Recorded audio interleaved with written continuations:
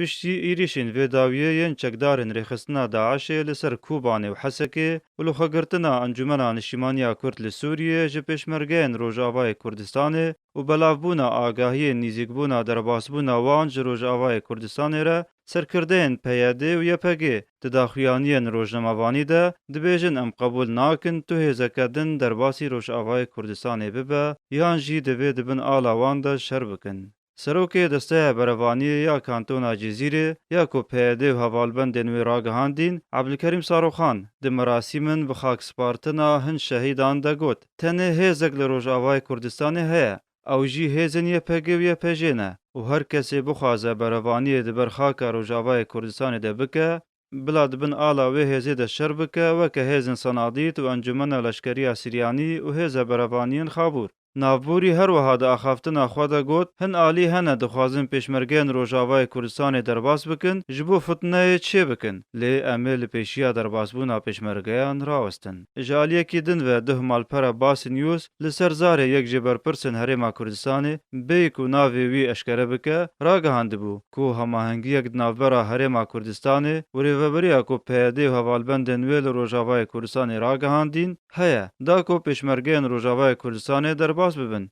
Li aliyekî din Abdüselam Ehmed hevserokê tevgera Civaka Demokratîk Tevdemê got tu rêkeftin ji ber vê yekê nîne û metirsî heye eger ev rêkeftin bên kirin ku milîşiyatên partiyan bên avakirin û gelek cihên biryara leşkerî hebin. Hevserokê Tevdemê her wiha di daxuyaniyeka rojnamavanî de dibêje em ne li dijî hevrêzî û hemahengî û karê hevbeşiyên hêzên Kurdistanî ne û em rê li pêşiya tu hêzekê ku berevaniyê dibe Rojavayê Kurdistanê de bike nagirin bi mercê ku hevrêziyê di navbera wan û YPG de hebe. Duh jî endamê Mekteba Siyasî ya Partî Demokratîk Kurdistan Sûriya Beşar Emîn ji bo arkê gotibû pêwîst e pêşmergeyên Rojavayê Kurdistanê derbasî deverên xwe bibin û berevaniyê di ber xaka Rojavayê Kurdistanê de li gel YPG bikin. Piştî êrişa Daişiya vê dawiyê li ser Kobanê ku di encam de bi sedan welatiyên sivîl şehîd bûn û bi sedên din jî birîndar bûbûn, welatiyên Rojavayê Kurdistanê banga vegera pêşmergeyan ji bo Rojavayê Kurdistanê dikin.